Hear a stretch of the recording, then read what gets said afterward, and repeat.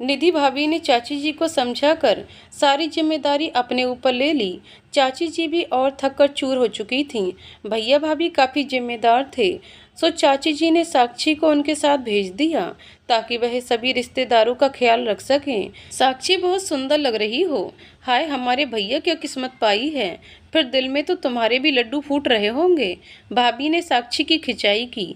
भाभी अभी तक तो थक कर हालत खराब है, नहा धोकर फ्रेश होने का मन है बस। ये रहा बाथरूम, अंदर शैम्पू टॉवल सब कुछ है, आराम से फ्रेश हो जाओ। जी भाभी कहकर साक्षी ने चैन की सांस ली।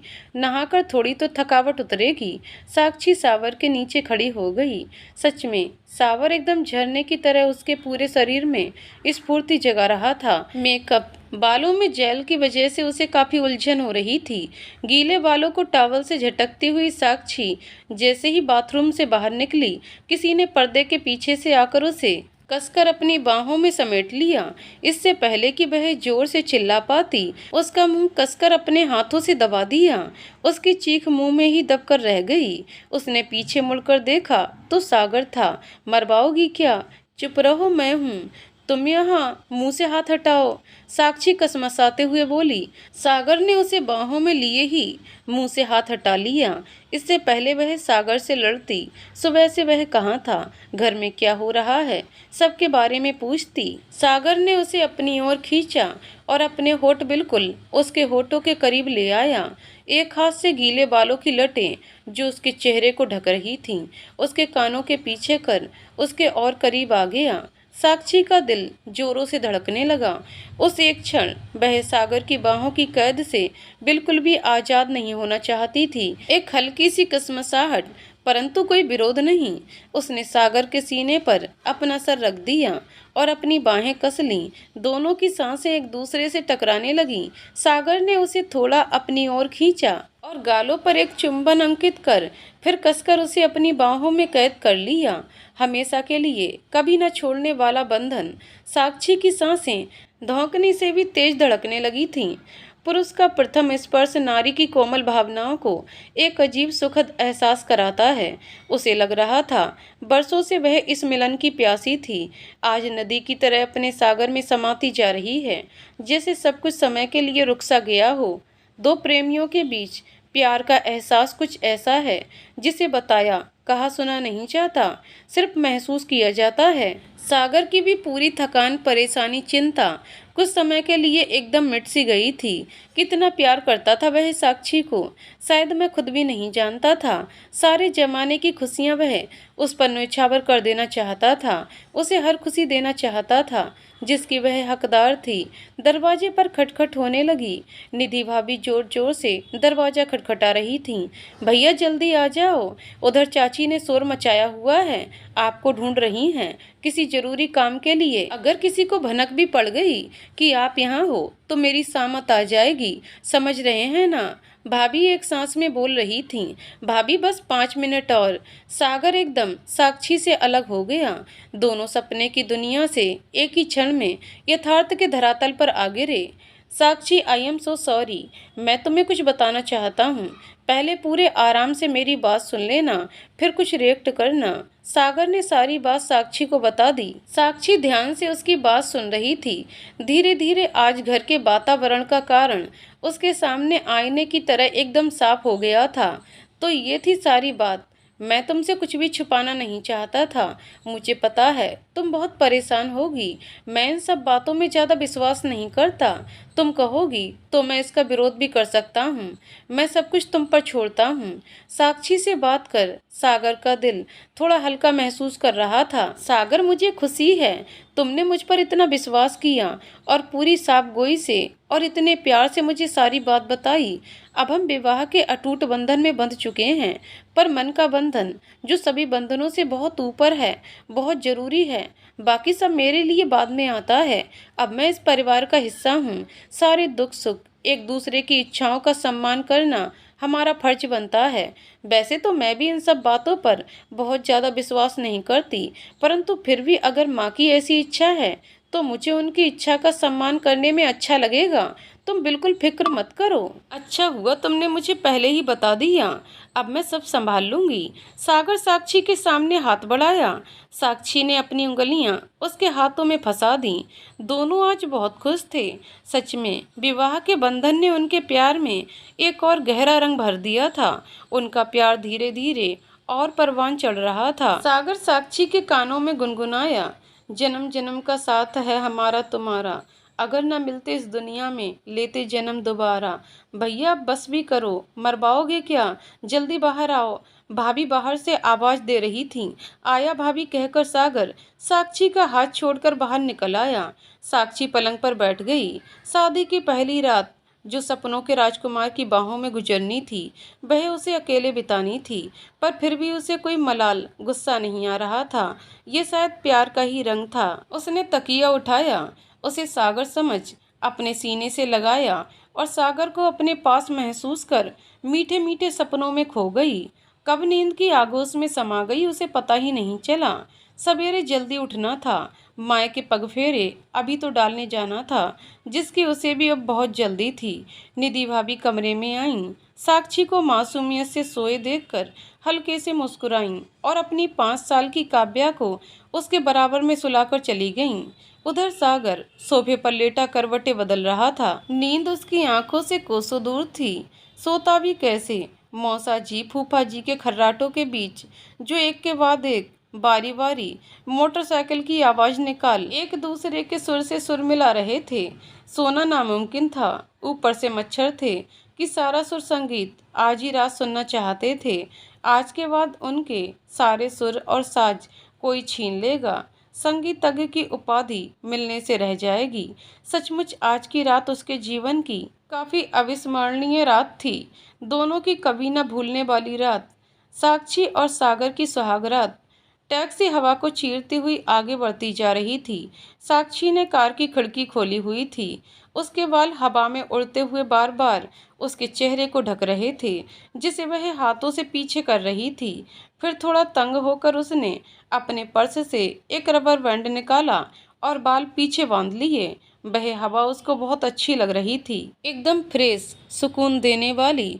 पेड़ों के बीच से सूरज की रोशनी छन छन कर उसके मुंह पर पड़ रही थी। कभी एकदम तेज धूप से उसका चेहरा जगमगा जाता, फिर दूसरे ही क्षण छाया से एकदम धुंधला हो जाता। उसे लग रहा था जीवन भी तो ऐसा ही है, कभी धूप कभी छाया, एक साथ तो कभी रहता ही नहीं। पर हर बात का अपना मजा है। धूप और छाया दोनों ही जरूरी हैं। इसलिए शायद ईश्वर ने हर स्थिति की विपरीत परिस्थिति भी बनाई है।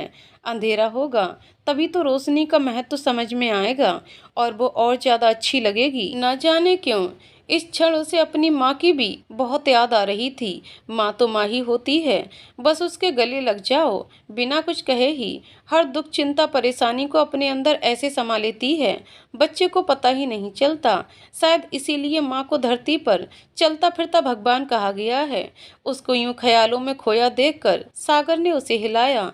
और मैडम कहाँ खोई हो, किन ख्यालों में हो, हम तो बराबर में ही बैठे हैं, हमारे सपने तो नहीं देख सकती, उसने मजाक करते हुए बोला। साक्षी की आंखों में माँ की याद से हल्के से आंसू तैर रहे थे, जिसे वह चाहकर भी सागर से छिपा नहीं पाई। अरे तुम तो रो रही हो, क्या हुआ? ऑल वेल, सागर थोड़े चिंतित स्वर में बोला। Nothing like that, just little emotional mummy एन, याद आ गई। ओह अंडरस्टैंड, सागर ने समझाते हुए बोला। देखो माँ की जगह तो मैं नहीं ले सकता, उनकी तो अपनी एक अलग जगह है तुम्हारी लाइफ में। पर हाँ, अगर उनके नीचे किसी को जगह देनी है तो प्लीज वह जगह मुझे दे दो ठाकुर। सागर थोड़ा गब्बर वाले अंदाज में मुस्कुराते हुए बोला। उसकी बात सुनकर साक्षी हंस पड़ी और बोली, तुम भी ना बाज नहीं आओगे अपनी शरारतों से। तभी ड्राइवर ने जोर से ब्रेक लगाई। गाड़ी घर पहुंच चुकी थी। गाड़ी की आवाज सुनकर सभी बाहर आ गए। उसके आने की उत्सुकता सबके चेहरों पर दिखाई दे रही थी। बेटी और दामाद जी पहली बार शादी के बाद घर आ रहे थे। उनकी आवभगत में कोई भी कमी कसर न रह जाए। पापा मम्मी भाई भाभी नौकर चाकर सभी के चेहरे की चमक खुशी देखते ही बनती थी। अरे साक्षी कैसी है, कहकर माँ ने उसकी आंखों में आंखें डालकर उसके हाव भाव को पूरी तरह पढ़ने की कोशिश की। बेटी के ससुराल में सब कुछ ठीक से रहा या नहीं? माँ का दिल ही होता है। जब तक वह बच्चों के हाव भाव और आंखों को पूरी तरह पढ़कर आश्वस्त ना हो जाएं, तब तक उसे शांति नहीं पड़ती। क्या करें, भगवान ने उसका दिल अपने बच्चों के प्रति इतना मुलायम ही बनाया है। उसके डर आशंकाएं तभी समाप्त होती हैं जब उसे पूरी तरह संतुष्टि हो जाए। ये मूक भाषा सिर्फ उसे ही समझ आती है, बिना बोले ही दिल का हाल समझ जाना, ये हर माँ को ईश्वरीय देन है। माँ को साक्षी खुशी दिखाई दी, पर हाँ, कुछ तो था जो थोड़ा सा मिसिंग था। शायद थकान हो। शादी के रीति रिवाजों में अच्छी खासी थकान हो ही जाती है, सोचकर उसने अपनी आशंकाओं को झटक दिया और साक्षी को कसकर गले से लगा लिया। माँ, मैं बिल्कुल अच्छी हूँ, एक दिन में ऐसा क्या हो जाएगा? साक्षी खिलखिलाते हुए बोली। सागर बेटे के लिए जूस और फल लेकर आओ, माँ ने रामू काका को कहा। माँ, खा लेंगे माँ, अभी तो बहुत देर यहीं पर है। सागर को इतनी आवभगत की आदत नहीं थी, पर अब उसकी पदवी दामाद की थी जो भगवान की तरह पूजे जाते हैं, उसे भी अब इस सब की आदत डालनी होगी। ये सोचते हुए वह हल्के से मुस्कुराया। वैसे प्रेम, सम्मान, लाड़ प्यार किसे अच्छा नहीं लगता? हर रिश्ते की अपनी ही कुछ महक है। दी, चलो ना अंदर। राधा भाभी, जो साक्षी की चचेरी भाभी थीं, उसे खींचकर अंदर ले गईं। साक्षी बेचारी तो कुछ हाँ ना बोल ही नहीं पाई। वह भाभी के साथ बेडरूम में थी। और फिर कैसा रहा? भाभी ने उत्सुकता और चंचलता से पूछा। क्या कैसा रहा? साक्षी ने भोलेपन से कहा।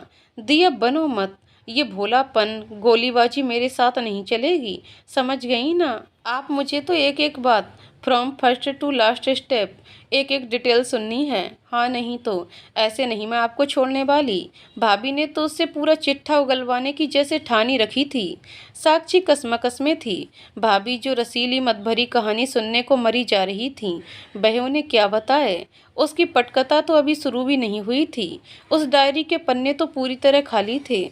अगर सागर के घर में क्या क्या हुआ उसकी सच्चाई बताती है, तो पता नहीं सागर और उसकी ससुराल के बारे में क्या क्या बातें बन जाएंगी। भाभी वैसे तो प्यारी हैं, पर बातें हजम करने की कला में थोड़ी कमज़ोर हैं। साक्षी उन्हें कुछ भी बताकर कोई जोखिम नहीं उठाना चाहती थी। उन्हें बातों की जलेबी और चाशनी से ही शांत करना था। उसका कहानीकार का दिमाग किस दिन काम आएगा? अरे भाभी, आप भी ना, क्या सुनना चाहती हो? वही हुआ जो आपके और भाई के बीच हुआ। पर पहले आप मुझे बताओ, भाई ने आप जैसी सुंदर लड़की को अपने जाल में कैसे फंसाया? और आप इतनी जल्दी हथियार डालने वालों में से तो नहीं हो? साक्षी ने आंख मारते हुए कहा। भाभी उसकी बातों के लच्छे में उलझ गईं। पहले आप मुझे अपनी कहानी स्टेप बाय स्टेप सुनाओ। आज मौका मिला है, मैं भी आपको आज नहीं छोड़ूंगी। प्लीज भाभी, बताओ ना, कहते हुए साक्षी उन्हें गुदगुदी करने लगी। भाभी एकदम नई नवेली दुल्हन की तरह शर्मा गईं। उनके गाल एकदम सुर्ख हो गए। दी, आप भी ना, क्या याद दिला दिया? 5 साल के नौनिहाल की माँ फिर से नई नवेली दुल्हन की तरह शर्माने लगी और एक्सप्रेस ट्रेन की तरह जो शुरू हुई, एक के बाद एक पटाखे, फुलझड़ियाँ, बम, यानी पूरी दिवाली। मजाल की साक्षी उसकी इस ट्रेन को रोक पाए। वह तो बस है। अच्छा, ओ माय गॉड, सच्ची, बीच बीच में कह पाई, क्योंकि भाभी की बातों के बीच में ब्रेक ही कहाँ था जो साक्षी कुछ बोल पाती। लाउड स्पीकर तो भाभी ने अपने हाथ में ले रखा था और वह किसी को देने भी वाली नहीं थी। इस मूवी में तो कोई सेंसर की कैची भी नहीं थी। भाभी बहुत ही मज़े से अपना कच्चा चिट्ठा सुना रही थी, जिसे सुनकर साक्षी को काफ़ी मज़ा आ रहा था। पंगा तो खुद साक्षी ने ही लिया था, तो उनकी चटपटी मसालेदार रसगुल्ले वाली प्रेम कथा पूरे मन से सुननी थी। इन सब को सुनाते हुए भाभी साक्षी से क्या पूछना चाहती थीं, वह तो बिल्कुल ही भूल गईं। और यही तो साक्षी का उद्देश्य था। यहाँ तुम दोनों क्या कर रही हो? बाहर नाश्ता लग रहा है, चलो जल्दी करो, बाहर आ जाओ। माँ ने कमरे में आकर भाभी और साक्षी को बाहर आने का आदेश दिया। साक्षी माँ को देखकर खुश हो गई और उसने चैन की सांस ली। उसे लगा उसने एक बड़ा किला फतह कर लिया। वह बिना फंसे ही भाभी के चुंगल से निकल आई। साक्षी, यू आर टू ग्रेट, उसने मन ही मन अपने आप को शाबाशी दी। बाहर आकर उसकी नज़र सागर से टकराई। उसे देखकर वह खिल उठी। सागर भी, जो इतनी आवभगत से थोड़ा असहज था, साक्षी को देखकर चमक गया। उसे पता था साक्षी अब सब संभाल लेगी। साक्षी जैसी जीवन साथी पाकर मैं बहुत ही खुश था। कहते हैं शादी के बाद एक दूसरे पर निर्भरता बढ़ जाती है। सागर को तो अभी से लग रहा था वह हर बात के लिए साक्षी पर निर्भर होने लगा है।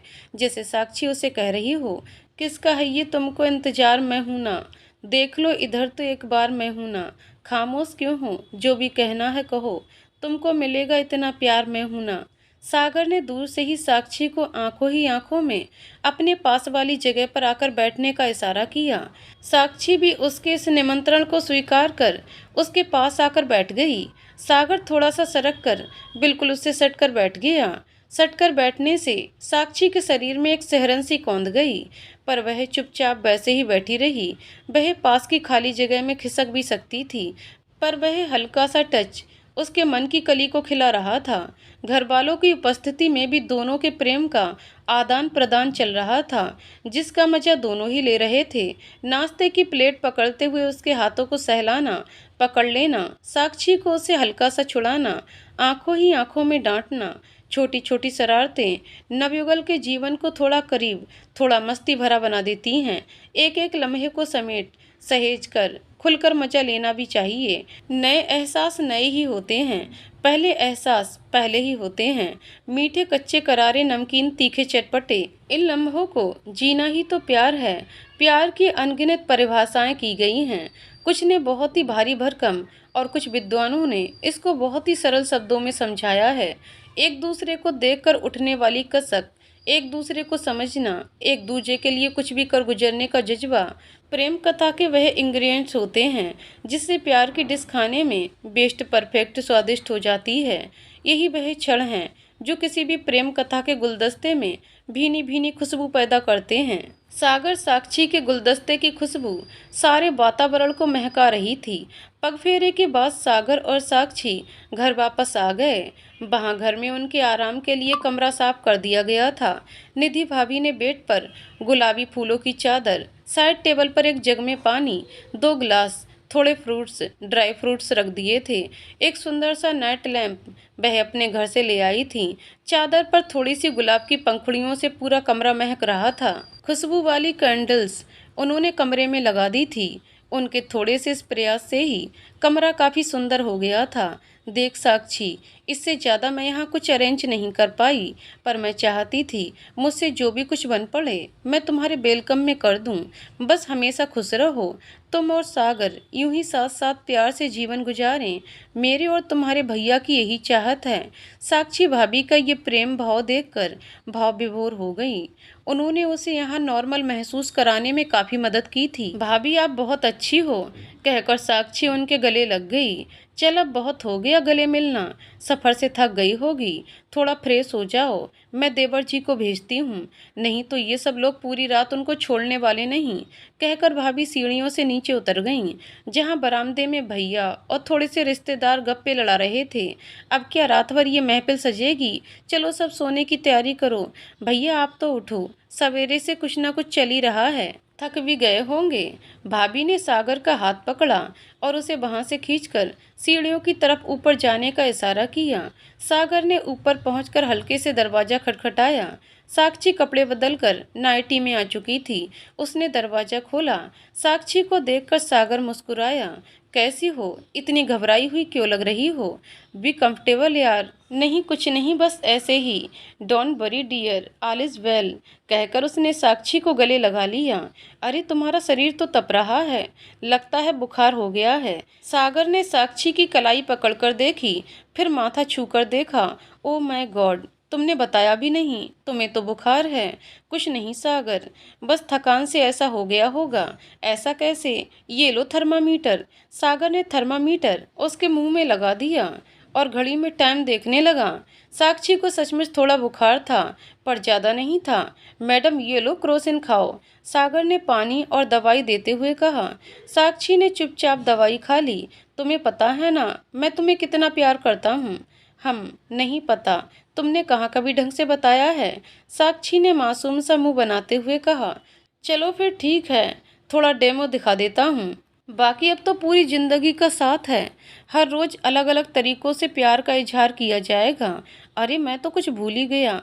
ये लो, कहकर उसने अलमारी से गुलाबों का एक गुलदस्ता निकाला, साथ में दिल के आकार का एक डिब्बा साक्षी की ओर बढ़ाया। ये क्या है? ये फूल, मेरी फूलों से सुंदर महकती हम सफर के लिए। और गिफ्ट खोलकर देखो। साक्षी ने गिफ्ट खोला तो उसमें एक मंगलसूत्र था, जिसमें 2 S दिल के आकार के गुंदे हुए थे। वाह, बहुत सुंदर है। मतलब रोमांस और आशिकी में भी नंबर पूरे हैं जनाब के। मैं तो तुम्हें देखकर इस फील्ड में बैक बेंचर होने की उपाधि देने वाली थी। वो क्या है ना, सही कह रही हो। एक ही लड़की को दिल दिया, इसलिए प्रैक्टिस नहीं है, पर अब ये पक्का है कि इसके साथ रहकर प्यार के सभी पार्ट अच्छी तरह सीख जाऊंगा।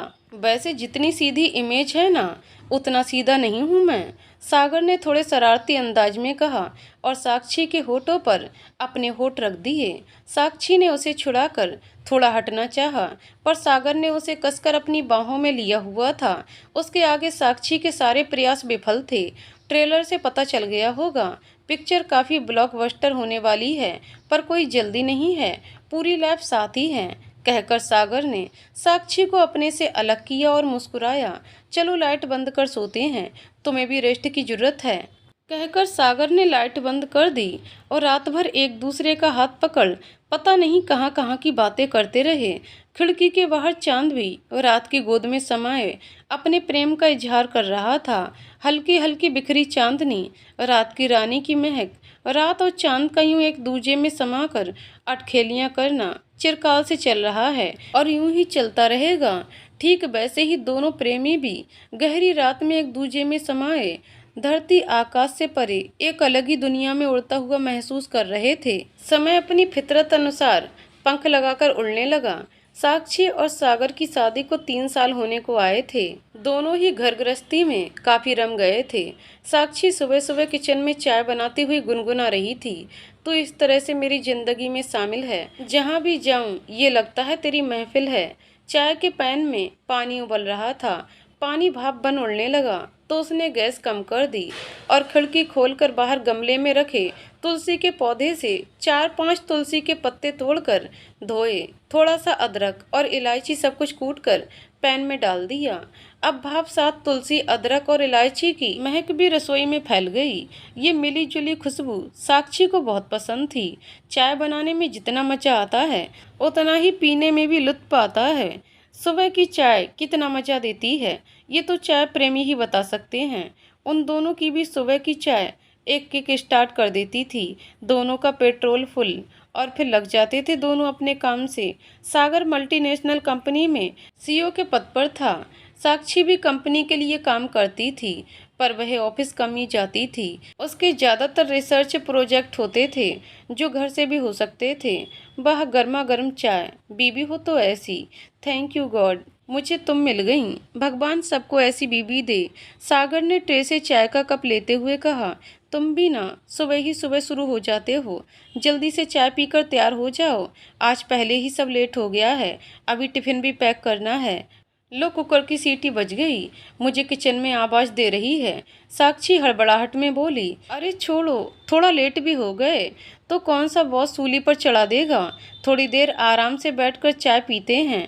मैं ओवर टाइम कर कंपनी का कभी भी हर्ज नहीं होने देता।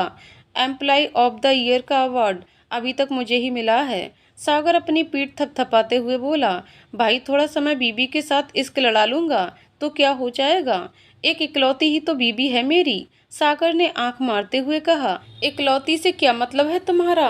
साक्षी ने आंखें दिखाईं। मतलब बस इतना सा ही है, तुम ही मेरी मंदिर, तुम ही मेरी पूजा, तुम ही मेरी देवी हो। और क्या मतलब हो सकता है? कहीं और कुछ और सोचकर मुझे मरना है क्या? तुम्हारा चंडी का रूप मैं देख चुका हूँ, मुझे मैडम से काफ़ी डर लगता है, सचमुच। सागर मासूमियत से बोला। हे भगवान, कुछ भी बोलते हो। पहले मुझे शिकायत थी कि मुंह में जबान नहीं है, पर अब तो शुरू हो जाते हो तो चुप होने का नाम ही नहीं लेते। नाटक तो इनसे कितने ही करवा लो। गलत प्रोफेशन चुन लिया जनाब, फिल्म लाइन में ट्राई करना चाहिए था।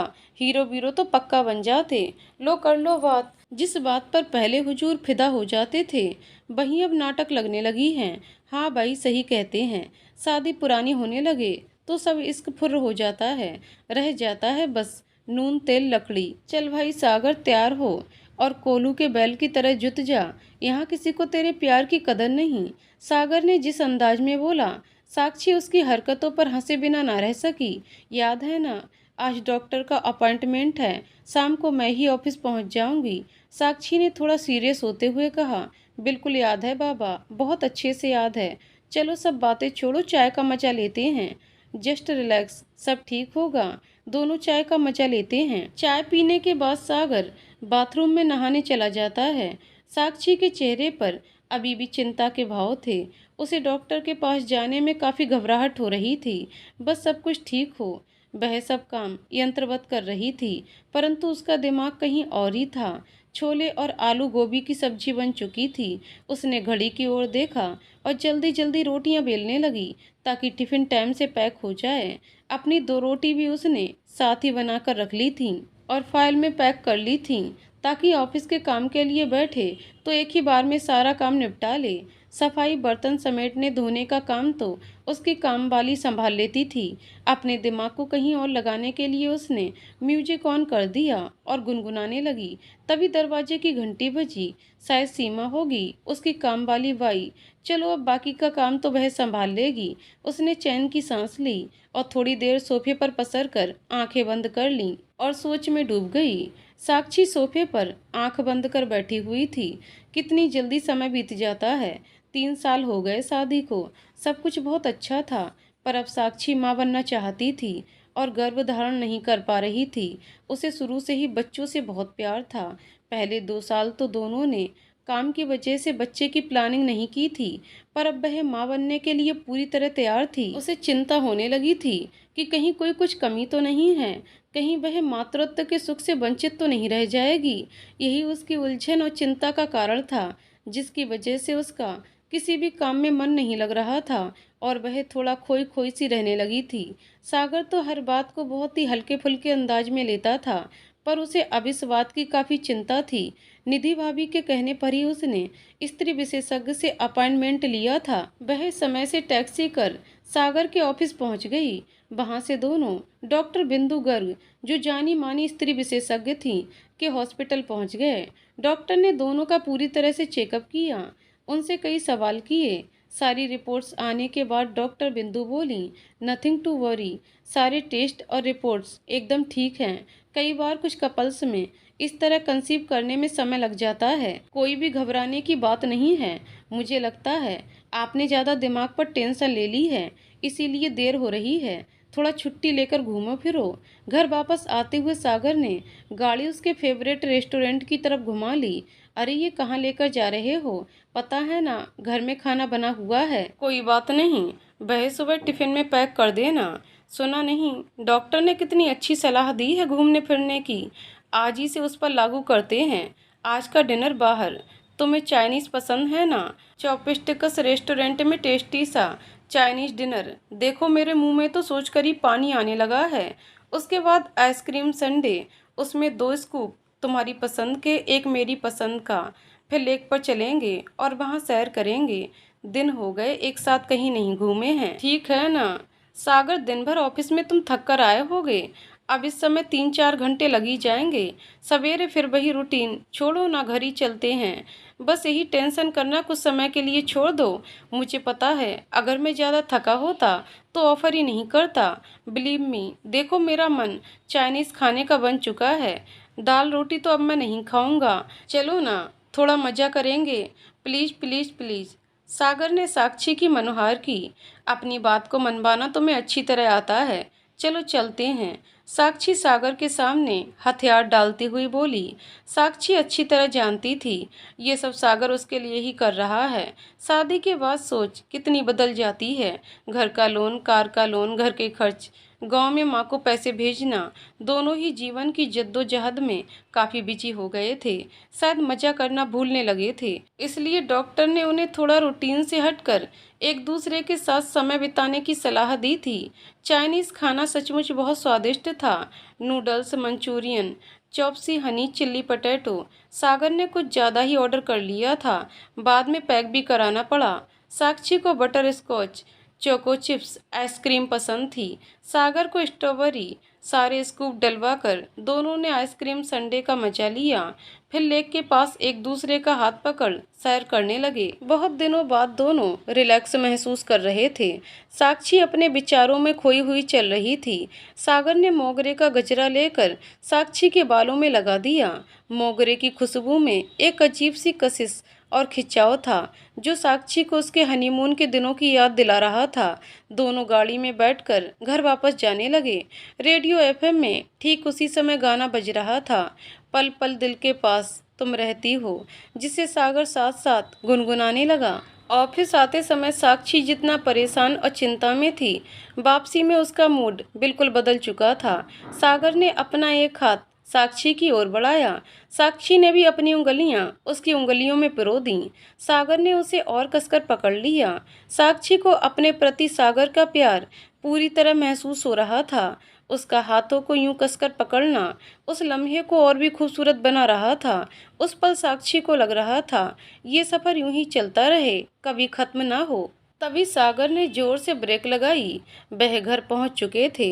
सागर और साक्षी डॉक्टर को दिखाने के बाद डिनर करके थोड़ा घूमकर वापस आ रहे थे। जैसे ही साक्षी गाड़ी से बाहर निकली, बारिश की कुछ बूंदें उसके चेहरे पर गिरीं। उसने आसमान की तरफ देखा तो बादल थोड़े गरज रहे थे और बिजली चमक रही थी। वाओ सागर, मुझे लगता है बारिश होने वाली है। तुम्हें पता है ना, मुझे बारिश कितनी अच्छी लगती है। अभी साक्षी सागर को ये बात कह रही थी कि अचानक बारिश जोरों से होने लगी। देखा, मैंने कहा था ना बारिश होने वाली है। आओ ना इस बारिश में भीगते हैं, बहुत मज़ा आएगा। वैसे सागर बारिश से थोड़ा कतराता था, पर साक्षी को बारिश में यूं बच्चों की तरह खिलखिलाता देख उसका दिल भी खुश हो गया। बारिश से भी ज़्यादा उसे साक्षी को यूं भीगते हुए, बारिश का मजा लेते हुए देखने में मज़ा आ रहा था। साक्षी को बारिश बहुत ही पसंद थी। जैसे ही बूंदें उसके तन को भिगोती, हवा हौले से उसके कानों में कुछ सुरताल छेड़ती और वह उसकी धुन पर नाचने थिरकने लगती। बारिश की बूंदें प्रेमियों के लिए सौगात से कुछ कम नहीं होती हैं। तन मन को भिगोती हुई शरीर पर गिर धड़कनों से लिपट ये बूंदें कभी ना भूलने वाले पलों की तरह हमेशा के लिए दिल दिमाग पर एक अमिट छाप छोड़ देती हैं। कुछ तो नशा होता है।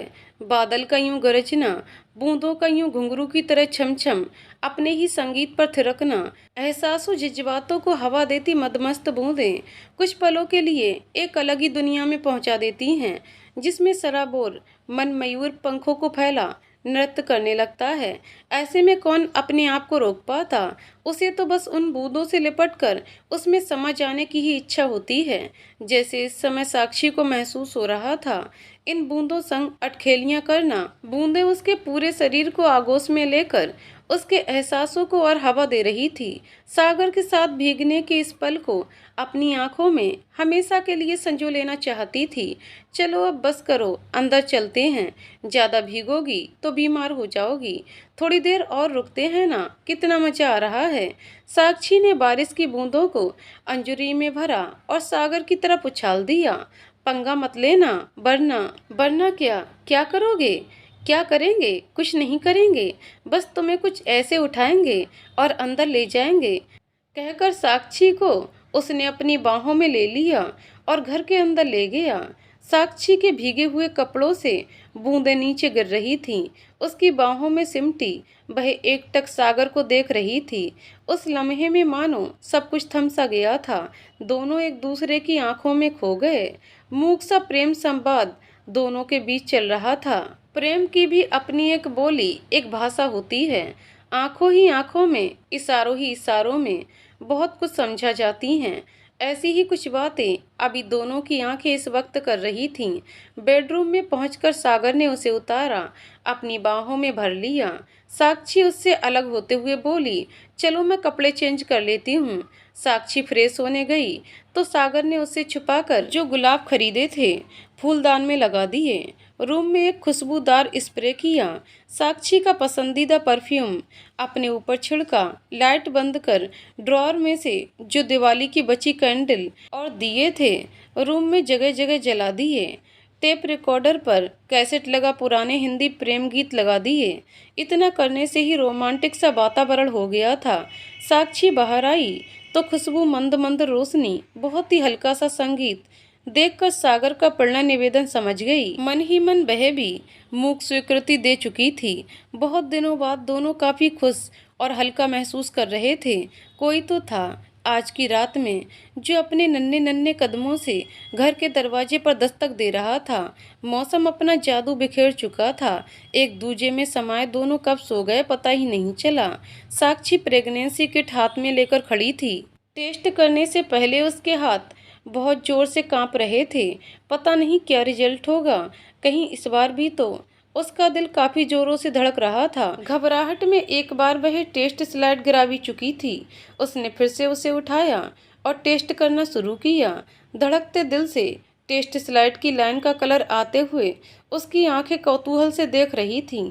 धीरे धीरे उसकी घबराहट मुस्कुराहट में बदलने लगी। जैसे जैसे दो गुलाबी रेखाएं टेस्ट किट में गहरी होने लगीं, उसकी आंखों से खुशी के आंसू बहने लगे। उसे खुद अपनी आंखों पर यकीन नहीं हो रहा था। क्या जो वह देख रही थी वह सही में हो रहा था या ये कोई सपना था? क्या वह सचमुच मां बनने वाली थी? उसने दोबारा से टेस्ट स्लाइड को अपनी आंखों के करीब लगाकर देखा। सच में वहां पर दोनों लाइनें गहरी थीं। टेस्ट रिपोर्ट पॉजिटिव थी।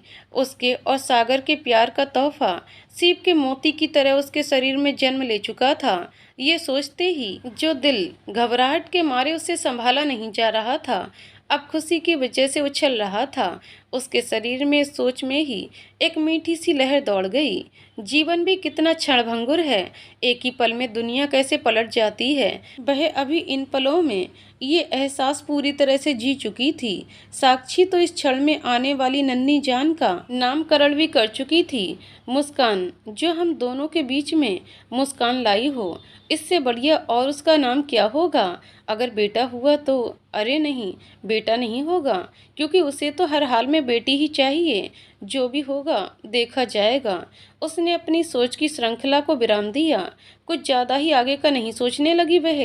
सागर सही कहता है, आजकल बहुत ज़्यादा भूत भविष्य में खो जाती हूँ, वर्तमान में नहीं रहती। मेरा दिमाग कहानीकार का है, मुझे तो कहानियाँ लिखनी चाहिए। चलो एक दिन कहानियाँ भी लिख कर दिखाऊंगी। उसने ऐसे ही मजाक में सोचा। तभी उसे किचन में से कुछ जलने की बदबू आई। हे भगवान, मैंने तो सब्जी चढ़ा रखी थी, बह तो गई। वह जोर से किचन की ओर भागी। सब्जी कढ़ाई में थोड़ी सी लग चुकी थी। जलने की बू पूरी किचन में फैली थी। उसने गैस बंद कर एडजस्ट फैन चलाया, ऊपर ऊपर की सब्जी निकाल ली। थोड़ी खाकर देखी तो उसमें जलने का टेस्ट नहीं आ रहा था। चलो शुक्र है, सागर का काम तो हो जाएगा। मेरे लिए तो लंच की बची थोड़ी दाल सब्जी भी है। फ्रिज में बची दाल सब्जी की कटोरी देखकर उसने चैन की सांस ली। अपने लिए फिर से सब्जी बनाने का उसे बिल्कुल भी मन नहीं था, और आज तो बिल्कुल भी नहीं। उसे सच सवर कर तैयार जो होना था। आज उसके और सागर के जीवन का एक खास दिन था, सचमुच बहुत ही खास दिन। साक्षी ने डाइनिंग टेबल पर प्लेट, बॉल्स, चम्मच रखी, गुलदस्ते में गुलाब के फूल लगाए। डिनर की सारी तैयारी कर वह तैयार होने चली गई। उसने अलमारी खोली। सारी साड़ियां देखने के बाद गुलाबी रंग की शिफॉन की साड़ी निकाली, जो सागर ने अपनी पहली सैलरी से उसे गिफ्ट की थी। ये साड़ी वह बहुत ही खास मौक़ों पर पहनती थी। आज उसे इन पलों को भरपूर जीना था, बस वर्तमान के लम्हों में रहना था। पास्ट फ्यूचर कुछ भी नहीं सोचना चाहती थी। जैसे सागर उसे हमेशा समझाता है, जानू be in the moment, go with the flow. जो कुछ भी है आज बस इसी पल में है। यू नेवर नो, कल हो ना हो, चाहे कुछ भी चल रहा हो, आज का मजा लेना चाहिए। पल जो बीत गए वह कभी वापस नहीं आएंगे। पता नहीं कब कौन किसका साथ छोड़ जाए। सागर, ये फालतू की बातें तो मेरे साथ मत किया करो। ये कहकर वह हमेशा उसका मुंह बंद कर देती थी। उसकी ये सब बातें कुछ ज्यादा ही फिलोसफी की समझ नजरअंदाज कर देती थी। आज अभी वह भी पूरे मन से अपनी खुशी को जीना चाहती थी। उसने साड़ी पहन माथे पर छोटी सी गोल बिंदी लगाई, आंखों में काजल की बारीक सी रेखा जिसने उसकी नीली आंखों को थोड़ा और गहरा कर दिया। हल्की गुलाबी लिपस्टिक, कानों में बड़ी सी झुमकी जिसमें छोटे छोटे गुलाबी मोती लगे थे, गले में सफेद मोतियों की माला, आईने में अपना प्रतिबिंब देखकर वह खुद से शर्मा गई। बालों में से रबड़ बैंड निकालकर कंघी से उन्हें सुलझाया और नवयौवना की तरह सागर का इंतजार करते हुए गुनगुनाने लगी। पिया ऐसो जिया में समाये गयो रे, मैं तो तन मन की सुध-बुध गवा बैठी। हर आहट पर समझी कि वो आए गयो रे, झट घूंघट मुखड़ा छुपाए बैठी। तभी उसे डोरबेल की आवाज़ सुनाई दी। उसने मुस्कुराते हुए कंघी वापस रखी और अपना खास परफ्यूम 2-3 बार खुद पर स्प्रे किया। तुम्हें कोई हक नहीं बनता, तुम इतनी खूबसूरत लगो, कहकर उसने इतराते हुए अपने बाल झटके और दरवाजा खोलने चली गई। ये सोचते हुए इतनी बड़ी खुशखबरी सुनकर सागर क्या रिएक्शन होगा। साक्षी मुस्कुराती हुई डोरबेल खोलने जाती है। दरवाजा खुलते ही साक्षी का ये रूप देखकर सागर सरप्राइज हो गया। उसकी फेवरेट साड़ी, परफ्यूम की महक, खुले बाल, आंखों में शरारत। शादी के शुरू के दिनों में तो ऐसा बहुत बार होता था, पर अब काफ़ी समय बाद साक्षी को अचानक इस रूप में देख रहा था। इतना सच सवर कर, आंखों में सोखी और चंचलता लिए आज साक्षी सचमुच बला की खूबसूरत लग रही थी। कहाँ बिजली गिराने का इरादा है? कोई खास बात है क्या? मैं कुछ भूल तो नहीं रहा? कोई जन्मदिन, कोई एनिवर्सरी? सागर ने अपने दिमाग पर जोर डाला। तुम खुद गैस करो, ऐसी क्या स्पेशल बात है जो हम दोनों के लिए बहुत खास है? साक्षी ने थोड़ा बात को घुमा फिरा कर बोला। ऐसी क्या बात हो सकती है? आज हमारे घर कोई आने वाला है। कोई पार्टी है क्या? पार्टी तो नहीं, पर सच में हमारे घर कोई आने वाला है। अच्छा, कौन आने वाला है? सागर ने आश्चर्य से पूछा। साक्षी सागर के कान में कुछ फुसफुसाई, जिसे सुनकर सागर जोर से चिल्लाया, क्या सच में? Oh my God, I am so happy. उसने साक्षी को गोद में उठा लिया और उसके चेहरे की खुशी देखते ही बनती थी। सच में साक्षी, आज मैं बहुत ज़्यादा खुश हूँ। हमारे जीवन में आज जो मुस्कान आई है, उसका नाम यही रखेंगे। उसकी बात सुनकर साक्षी मुस्कुराने लगी, क्योंकि उसने भी बेटी का यही नाम सोचा था। सही कहते हैं, कुछ समय बाद पति पत्नी की सोच एकदम एक सी हो जाती है। सागर को यूं खुशी में उछलता देख साक्षी को बहुत अच्छा लग रहा था। अब से घर का कोई काम तुम नहीं करोगी? कुछ भी ऐसा काम नहीं जिससे तुम्हें थकान हो, एक मेड रख लेते हैं। सागर ने साक्षी को आदेश देते हुए कहा। ठीक है ना, जब जैसी जरूरत होगी कर लेंगे। नहीं साक्षी, बहुत मुश्किल से ये दिन आया है, किसी भी तरह की कमी नहीं करनी, कोई भी रिस्क नहीं लेना। Okay sir, got it done. मैं अपना पूरा ध्यान रखूंगी। मैं कितना खुश हूँ, मेरी खुशी का तुम अंदाजा भी नहीं लगा सकती। मुझे लगता है मुस्कान के साथ हमारी ज़िंदगी का एक नया अध्याय शुरू होने जा रहा है। I am very excited. पूरे 9 महीने सागर ने साक्षी का बहुत अच्छे से ध्यान रखा। डॉक्टर का चेकअप, हर तरह के सप्लीमेंट, घर के काम में भी हाथ बटाना। सागर का इतना ज़्यादा केयरिंग रूप साक्षी पहली बार देख रही थी। सही कहते हैं, शादी के बाद दोनों में ही परिपक्वता आ जाती है, एक दूसरे के प्रति प्यार बढ़ता है, और खासकर जब पत्नी माँ बनने वाली होती है तो पति भी भले ही अपने शरीर से नन्ही जान का पोषण नहीं करता, क्योंकि ये ईश्वरीय देन है तो स्त्री को ही प्राप्त होता है, परंतु एक एक लम्हा अपनी पत्नी के साथ उन क्षणों को जीता है। 9 महीने की पूर्ण तपस्या के बाद ही दोनों को ईश्वर की वह अनोखी देन मिलती है। वह दोनों भी बेसब्री से ईश्वर के इस तोहफे का इंतजार कर रहे थे। साक्षी का वजन काफ़ी बढ़ गया था। अपने आप को आईने में देखकर साक्षी थोड़ा घबरा रही थी। बेबी के बाद मेरा ये वजन कम तो हो जाएगा ना? अभी तो उठना बैठना भी मुश्किल है। फिक्र नॉट डार्लिंग, सब ठीक हो जाएगा, चिंता क्यों करती हो? दिमाग पर ज़्यादा टेंशन मत लो। वैसे मुझे तो तुम इस रूप में दुनिया की सबसे खूबसूरत लेडी लग रही हो। सागर, तुम भी ना? साक्षी उसकी बात सुनकर मुस्कुराई। तभी साक्षी के पास की कुर्सी पकड़कर खड़ी हो गई और जोर से चिल्लाई, सागर, मुझे लगता है कुछ गड़बड़ है। अचानक से बहुत ज़्यादा दर्द हो रहा है, शायद मेरा फ्लूइड बैग फट गया है। कॉल डॉक्टर इमीडिएटली, मुझे बहुत दर्द हो रहा है। सागर ने तभी डॉक्टर को कॉल किया, गाड़ी की चाबी ली, साक्षी को गाड़ी में बैठाया। साक्षी, फिक्र मत करो, हम जल्दी से हॉस्पिटल पहुंचते हैं। और तेजी से गाड़ी दौड़ाता हुआ हॉस्पिटल की ओर चल दिया। हॉस्पिटल पहुंचते ही साक्षी को स्ट्रेचर पर डाला, ऑपरेशन थिएटर में ले गए। सागर काफी परेशान था। वह बार बार ईश्वर से प्रार्थना कर रहा था कि साक्षी और बच्चा सकुशल हो। बधाई हो, घर में लक्ष्मी आई है।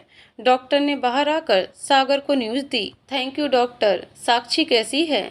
साक्षी तो ठीक है ना? साक्षी भी बिल्कुल ठीक है, पर अभी थोड़ा एनेस्थीसिया का असर है। थोड़ी देर बाद पूरी तरह होश में आ जाएगी। फिर आप माँ और बच्चे दोनों से मिल सकते हैं।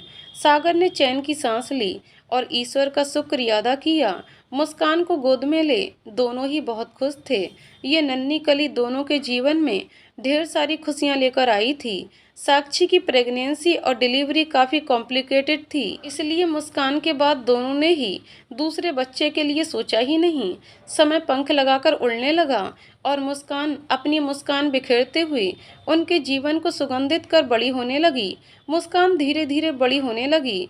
अब वह 12वीं कक्षा में आ चुकी थी। साक्षी की तरह मुस्कान प्यारी सी, तीखे नैन नक्श, गहरीली नीली आंखें, लंबे बाल, चेहरे पर एक अजीब सी कशिश। माँ का और भी बेहतर वर्जन कहना अतिशयोक्ति नहीं होगी। पढ़ने लिखने में भी वह काफ़ी होशियार थी। मुस्कान के रूप में बेटी पाकर दोनों ही बहुत ज़्यादा खुश थे। दोनों की प्रेम की बगिया खिली और सुगंधित थी। सागर भी दिन पर दिन उन्नति कर रहा था। अब वह अपनी कंपनी में सीईओ के पद पर था। सारे सुख ऐशो आराम, जीवन में किसी चीज़ की कमी नहीं थी। साक्षी आराम से लिविंग रूम में बैठकर टीवी पर अपना पसंद का प्रोग्राम देख रही थी। तभी उसके मोबाइल की घंटी बजने लगी। उसने फ़ोन उठाया तो सागर के ऑफिस से फ़ोन था। सामने से जो बात सुनी, साक्षी के हाथ पैर फूल गए। आवाज़ लड़खड़ाने लगी, माथे पर पसीने की बूंदें चमकने लगीं, गला एकदम सूख गया। मुंह से आवाज़ ही नहीं निकल रही थी। उसके मुंह से सिर्फ यही निकला, मैं जल्द से जल्द पहुंचती हूं। सागर के सहकर्मी का फ़ोन था। सागर को दिल का दौरा पड़ा था। एम्बुलेंस को फ़ोन कर दिया गया था और उसे भी जल्द से जल्द पहुंचने के लिए बोला था, ताकि समय पर सागर को हॉस्पिटल पहुंचाया जा सके। साक्षी ने बदहवासी में घर में जितने भी पैसे थे पर्स में डाले। दिल को थोड़ा शांत करने के लिए 2 घूंट पानी पिया, पैरों में चप्पल डाली, घर की चाबी और मोबाइल लेकर बाहर निकल गई। बराबर वाले घर की घंटी बजाकर उसने चाबी उन्हें दी, ताकि मुस्कान स्कूल से आए तो वह उनसे चाबी ले सके। उसके दिमाग में अभी कुछ भी नहीं सूझ रहा था। वह जल्द से जल्द सागर के ऑफिस पहुंचना चाहती थी। ऑटो रिक्शा पकड़ वह सागर के ऑफिस की तरफ निकल गई। पूरे रास्ते में एकदम चुप सी थी। उसे कुछ भी समझ नहीं आ रहा था कि ये अचानक क्या हो गया। जब वह ऑफिस पहुंची तो सागर को एम्बुलेंस में लिटा चुके थे। उसे इस हालत में देखकर उसका दिल पूरी तरह से घबरा गया, पर उसने खुद को संभाला और खुद को समझाया कि उसे अपनी हिम्मत नहीं हारनी है, बहुत ही साहस से काम लेना है। उसे ड्राइवर के साथ आगे की सीट पर बैठने को कहा गया, क्योंकि सागर को लिटाकर ले जाना था और उसके साथ अटेंडेंट भी थे जो उसका रास्ते में ख्याल रखने वाले थे। एम्बुलेंस ड्राइवर ने लाल बत्ती चालू किया और सायरन भी शुरू कर दिया और गाड़ी तेज स्पीड से दौड़ाने लगा। एम्बुलेंस का सायरन सुन ट्रैफिक उन्हें जगह दे रहा था। कई जगह पर तो उसने रेड लाइट भी क्रॉस की। साक्षी पहली बार इतनी तेज स्पीड की गाड़ी में बैठी थी, पर उसे लग रहा था शायद स्पीड अगर इससे भी ज़्यादा तेज हो जाए तो अच्छा है, ताकि हॉस्पिटल समय से पहुंच सकें। साथ ही साथ उसे ड्राइवर की स्पीड से भी डर लग रहा था कि कहीं कोई एक्सीडेंट ना हो जाए, इसलिए वह उसे बीच बीच में समझा रही थी। परंतु ड्राइवर का ये रोज का काम था, तो उसने उसे आश्वासन दिया और कहा, हॉस्पिटल समय पर पहुंचना ज़्यादा जरूरी है। साक्षी को चिंता करने की कोई आवश्यकता नहीं है। साक्षी मन ही मन ओम नमः शिवाय का जाप करने लगी। बचपन में जब भी वह किसी मुश्किल परिस्थिति में फंस जाती तो इस जाप से उसका मन शांत हो जाता था और परिस्थिति से जूझने का साहस भी मिलता था। वह बार बार अपने मंगलसूत्र को भी कसकर पकड़ रही थी। पता नहीं क्यों आज उसका दिल इतने जोरों से धड़क रहा था।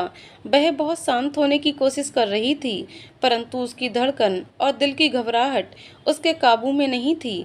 वैसे सागर कभी ज़्यादा बीमार नहीं हुआ, पर आज तो उसका चेहरा एकदम पीला पड़ा था। ये अचानक सागर को क्या हो गया? पता नहीं नियति को क्या मंजूर है। ड्राइवर ने इमरजेंसी एंट्री पर गाड़ी रोकी। सागर को स्ट्रेचर पर डालकर इमरजेंसी वार्ड में ले गए, जहां लाइफ सपोर्ट मशीनें लगी थीं।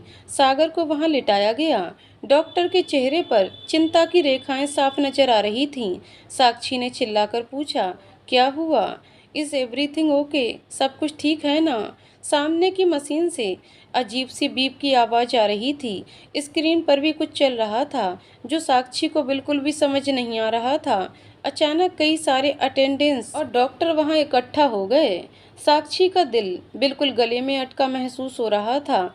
उसका मन कर रहा था वह जोर से रोए, चिल्लाए और पूछे कि क्या हो रहा है।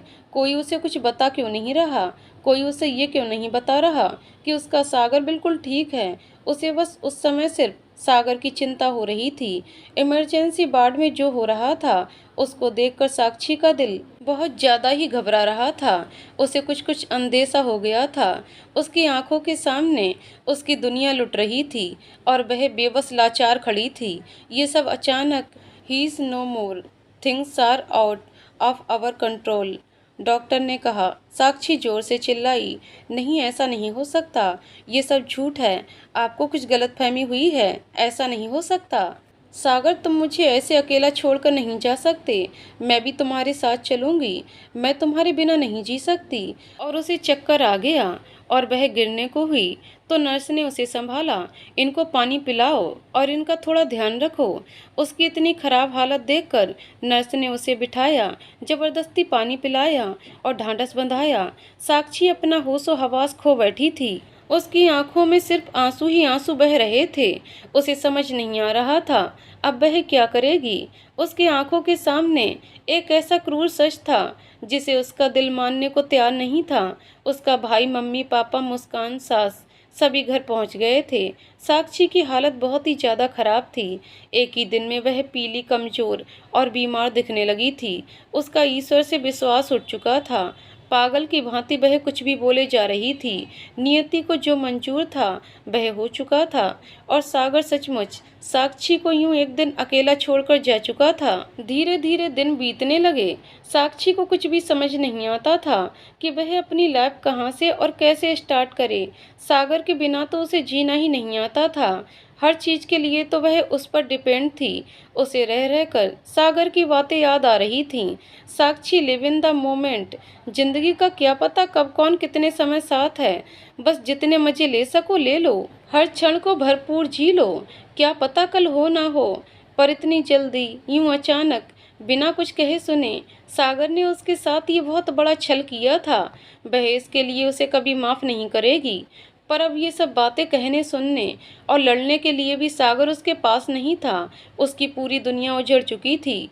कुछ ही दिनों में साक्षी को समझ आ गया था वह चाह कर भी अब सागर को नहीं देख पाएगी। पर मुस्कान के लिए उसे माँ बाप दोनों का काम करना होगा। मुस्कान ही तो उसके पास एक सागर की निशानी थी। उसने अपने आंसू पीने शुरू कर दिए और अपने आप को समेटना और संभालना शुरू कर दिया। धीरे धीरे साक्षी में भी बदलाव आने लगा। वह बहुत ही सिंपल, सादा, अपने काम में लग्न, बस एक ही लक्ष्य, मुस्कान के सपनों को पंख देना, उसे उसी मुकाम पर पहुंचाना जहां उसने और सागर ने उसके लिए सपने देखे थे।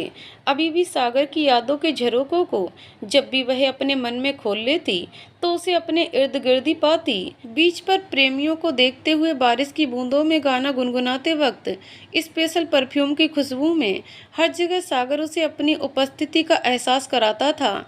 अब भी उसका तन मन सागर की बाहों में समाने को करता था। उसके होने की खुशबू के एहसास की छुअन के लिए वह ऐसे तरसती तड़पती जैसे तपती धरती बादलों की बूंदों को तरसती है।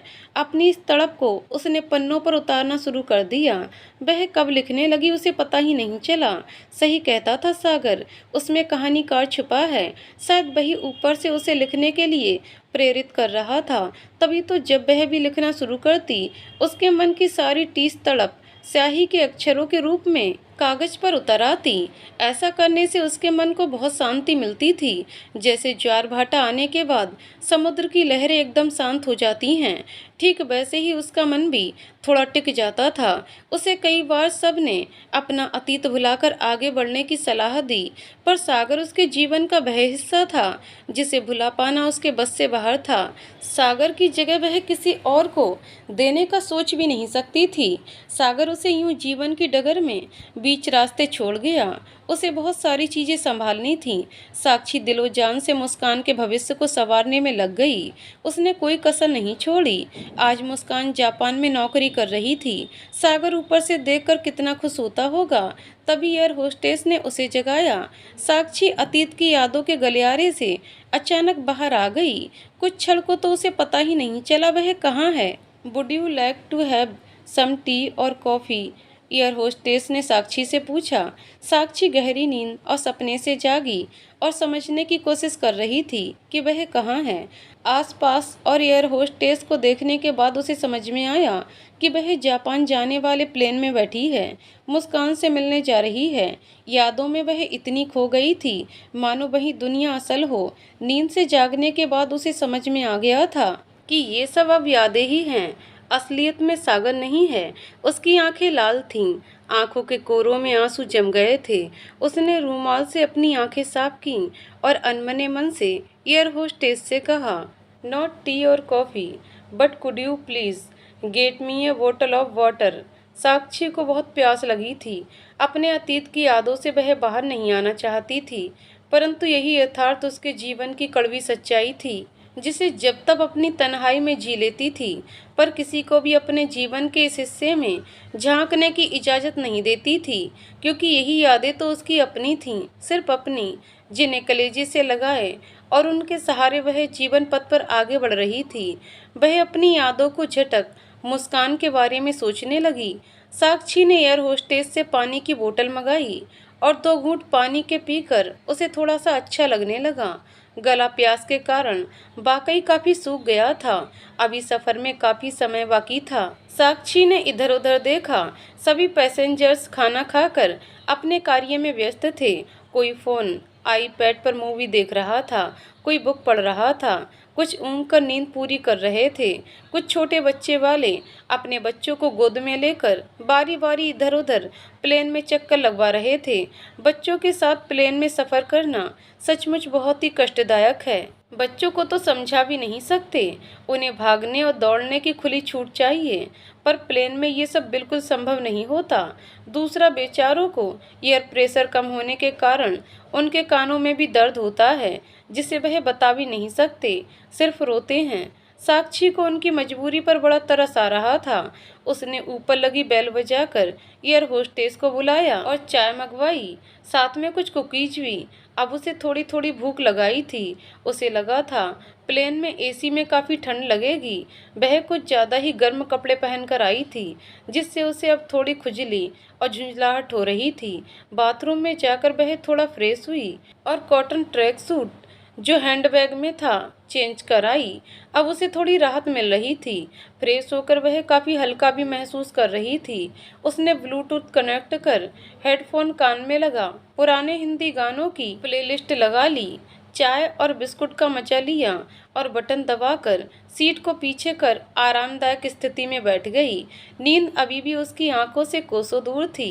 पुराने गाने उसे सुनने काफ़ी पसंद थे, पर ज़्यादातर गाने उसे अतीत के किसी दिल के करीब यादों में खींच कर ले जाते थे। जब भी वह पन्ने खोलते, उसे खुशी और गम दोनों का एहसास एक साथ होने लगता। अब उसे इस तरह जीवन जीने की काफ़ी आदत हो गई थी। वह अपना मन लगाने के लिए कुछ न कुछ कर ही लेती थी और अकेलेपन को काफ़ी हद तक हरा देती थी। जब ईश्वर कोई परिस्थिति देता है, साथ में हिम्मत और साहस भी दे देता है उससे जूझने के लिए।